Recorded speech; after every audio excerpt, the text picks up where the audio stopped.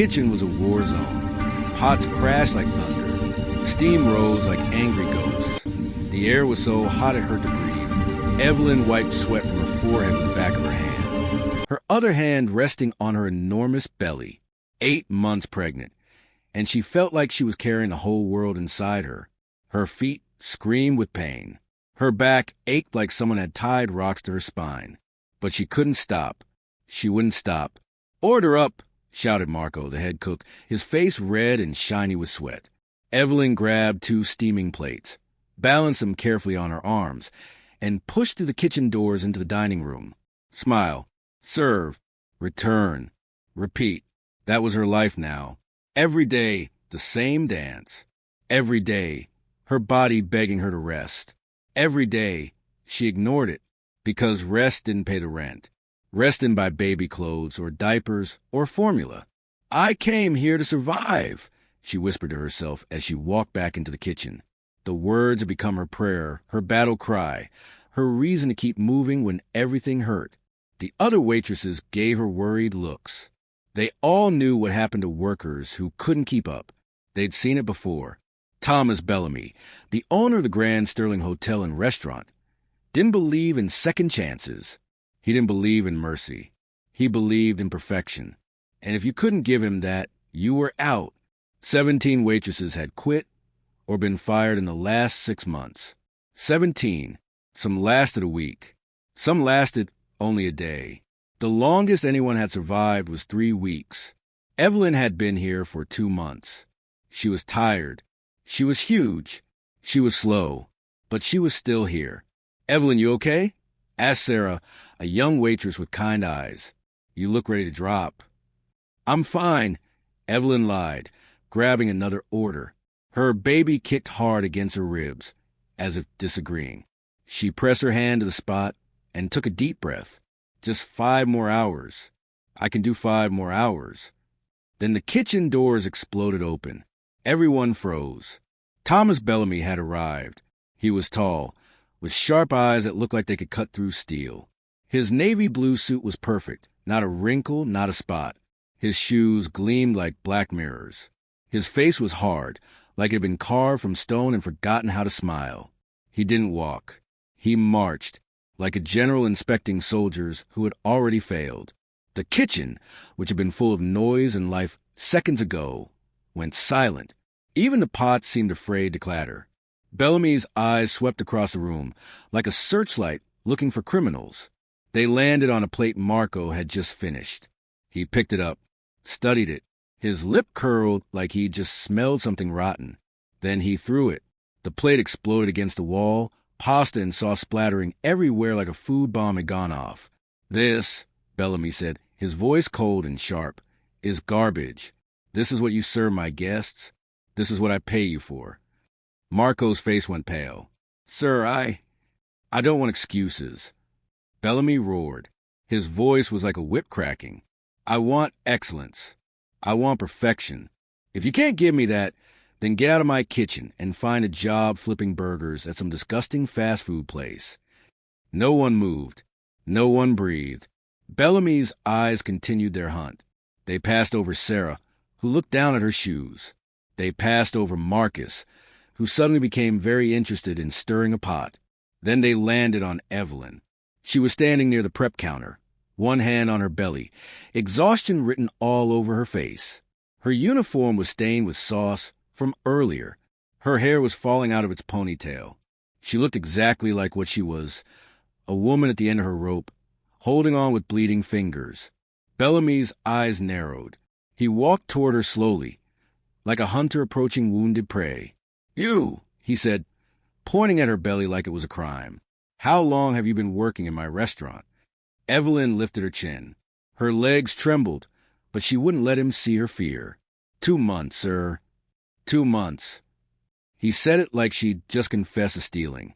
"And in those 2 months, how many times have you slowed down service? How many times have you needed breaks? How many times have you made my kitchen look like a charity hospital?" The room was so quiet. Evelyn could hear her own heartbeat pounding in her ears. "I've never missed a shift," she said softly but clearly. "I've never dropped a plate. I've never gotten a single complaint. That's not what I asked. Bellamy stepped closer. Too close. She could smell his expensive cologne, could see the disgust in his eyes. I don't want pregnant women in my kitchen. You're slow. You're a liability. You make my restaurant look unprofessional. Something hot and fierce flared in Evelyn's chest. It burned away the fear, burned away the exhaustion. I came here to survive, she said, her voice stronger now. I came here to feed my baby. I came here to work, and I've done nothing but work. You don't get to take that away from me, because you don't like how I look. Bellamy's face turned red. His hands curled into fists. How dare you speak to me like that? He hissed. Do you know who I am? Do you know what I could do to you? Yes, Evelyn said, her voice not shaking anymore. But do you know that I have every right to be here? That I have every right to work? Pregnant or not? The kitchen held its breath. Bellamy's eyes were pure ice. We'll see about that, he said. The air in the kitchen changed. It felt like the moment before lightning strikes. Electric, dangerous, crackling with something about to explode. Bellamy took another step toward Evelyn. His shadow fell over her like a dark cloud. Pack your things, he said, his voice low and cold. You're done here. Get out of my restaurant. Evelyn's heart hammered against her ribs. Her baby kicked, as if sensing the danger, but she didn't move. She planted her feet and stared right back at him. No, she said. That single word hung in the air like a bomb. Bellamy blinked. For a moment, he looked confused, like someone had just spoken a language he didn't understand. What did you say to me? I said no. Evelyn's voice grew stronger. You can't fire me for being pregnant. That's against the law. You don't have a right to treat people this way, pregnant or not. Bellamy's face went from red to purple. His hands shook with rage. I have every right, he shouted. This is my restaurant, my hotel, my kingdom. I make the rules here. Not you, not some. He stopped himself, but everyone heard what he almost said. The kitchen staff exchanged glances. Sarah's eyes went wide. Marco's jaw tightened. Some what? Evelyn asked quietly. Say it. Say what you really think of me. Bellamy's nostrils flared. His chest heaved. He looked like a dragon about to breathe fire. You want to stay? He growled. Fine. But don't think you can stand there and lecture me about rights and laws. I've destroyed people bigger than you. I've crushed businesses. I've ruined careers. You're nothing but a... He reached out. His hand shot toward Evelyn's arm. Fingers ready to grab her, to drag her out of his kitchen like trash. But Evelyn moved faster. She stepped back just out of reach, and her voice rang out clear and sharp like a bell. Touch me, she said, and you'll regret it. Bellamy froze. His hand hung in the air between them. Are you threatening me? He laughed, but it wasn't a happy sound. It was ugly and mean. You think you can threaten me? I'm not threatening you, Evelyn said, her voice steady as stone. I'm telling you the truth. You put your hands on me. You put your hands on a pregnant woman, and everyone in this room will be a witness. Everyone here will see what kind of man you really are. Bellamy looked around. The kitchen staff stared back at him. No one looked away this time.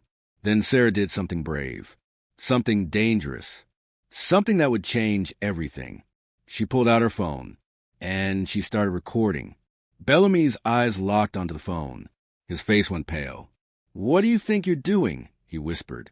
What you should let us do a long time ago, Sarah said, her voice shaking but determined, showing the world the truth. Then Marcus pulled out his phone. Then Elena. Then Jorge. Then Katie. 5 phones. 5 witnesses. 5 cameras pointed straight at Thomas Bellamy. Stop that. Bellamy shouted. Stop that right now. You can't.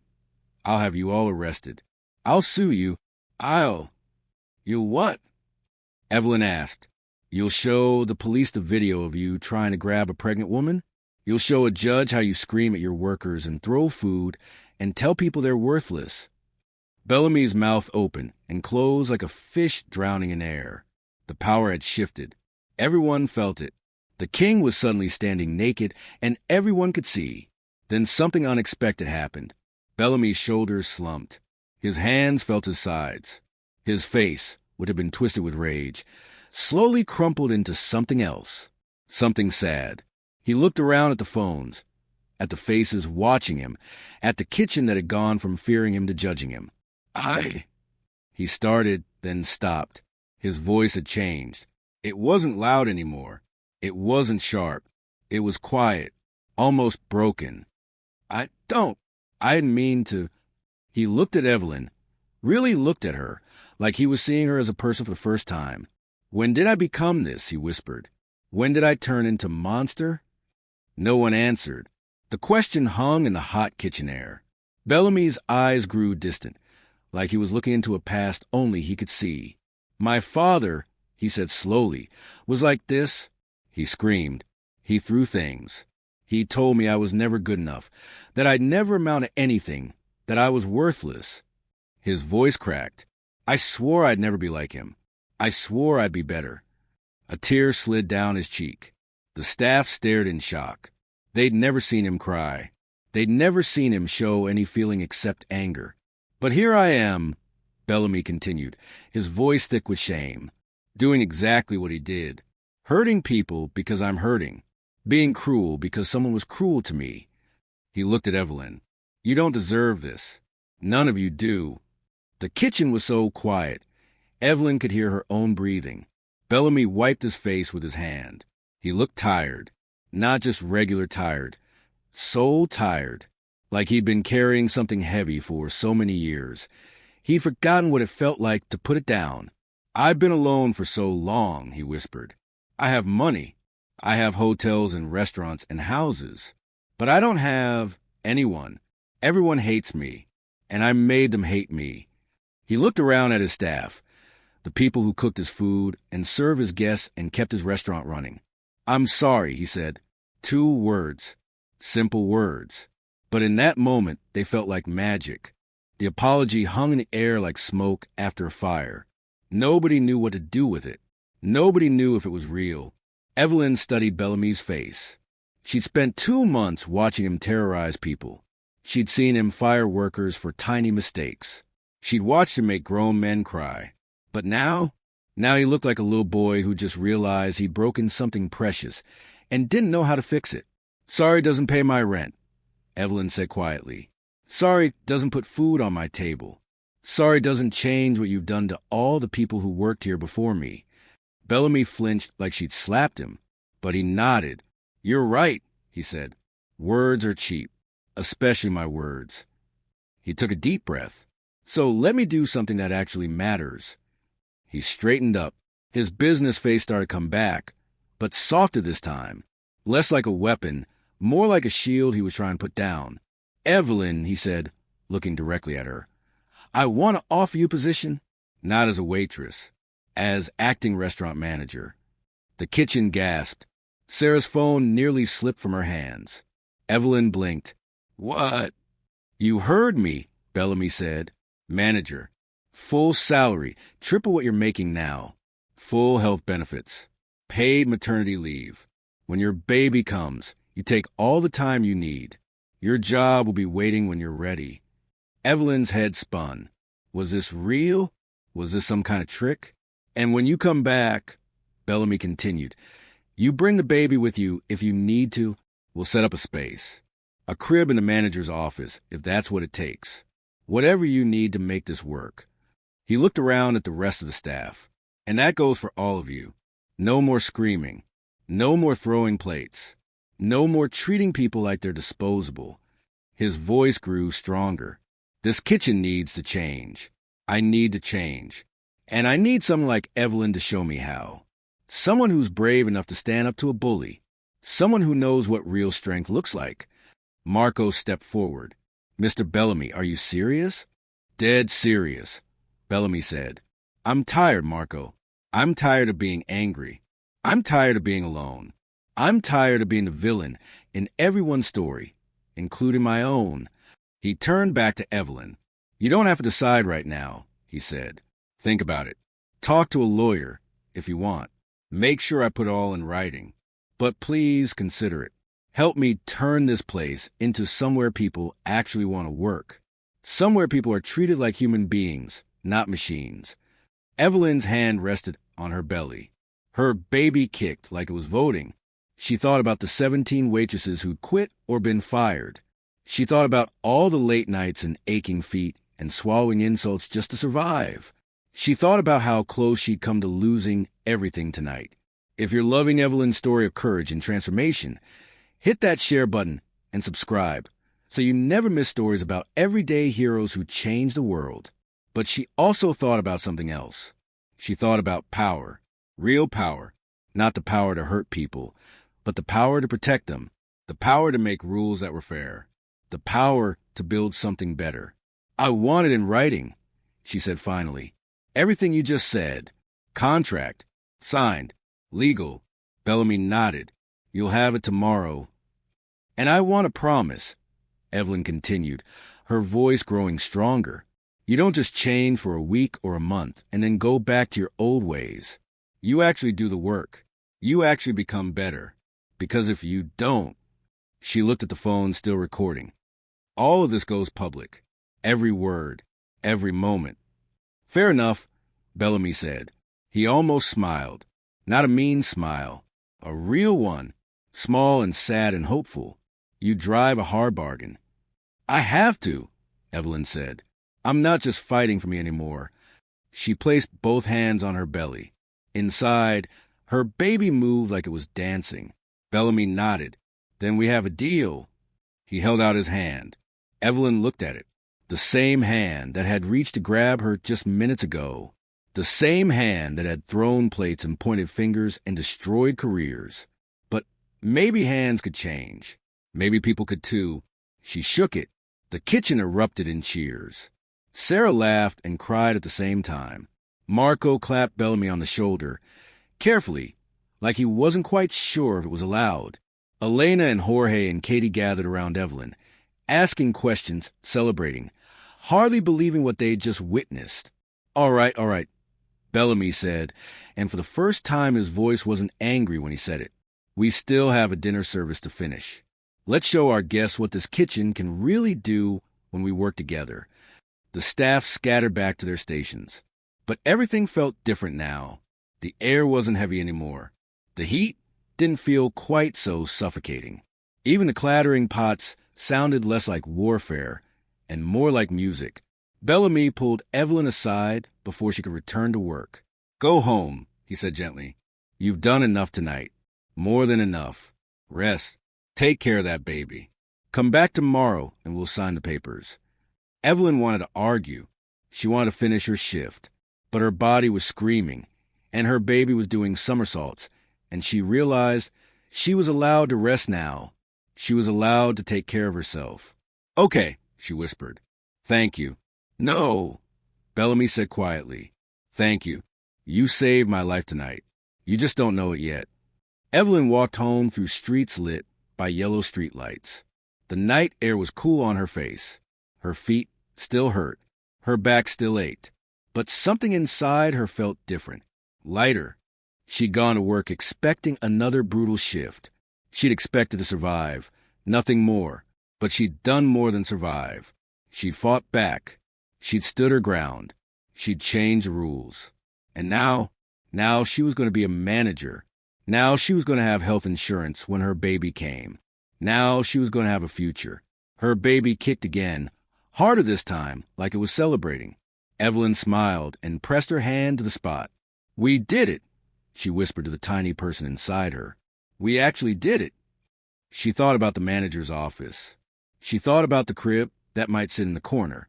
She thought about making new rules, rules about kindness and respect, and treating people like they mattered. She thought about all the waitresses who'd come before her, who'd been broken by Bellamy's cruelty. She couldn't bring them back, but she could make sure nobody else was treated that way. She could build something better. The streetlights guided her home. Above her, stars peeked through the city haze. Her baby moved like it was dreaming of the future. And for the first time in so long, Evelyn let herself dream too, not of just surviving, but of thriving, of leading, of showing her child that when the world tries to make you small, you stand tall. When someone tries to take your dignity, you fight for it. When power is used to hurt, you can choose to use it to heal. Tomorrow, she'd sign the papers. Tomorrow, she'd begin building a new kind of kitchen. Tomorrow, she'd start writing her own rules. But tonight she'd walk home under the stars with her baby doing flips inside her, and she'd remember the moment everything changed. The moment she refused to disappear. The moment she claimed her space. The moment she proved that true strength isn't about being the loudest or the meanest or the richest. True strength is standing up when your feet hurt and your back aches and you're 8 months pregnant and terrified, and saying, I have the right to be here, and meaning it. If this story touched your heart and made you believe in second chances and everyday courage, share it with someone who needs to hear it today. And subscribe for more inspiring stories about people who refuse to give up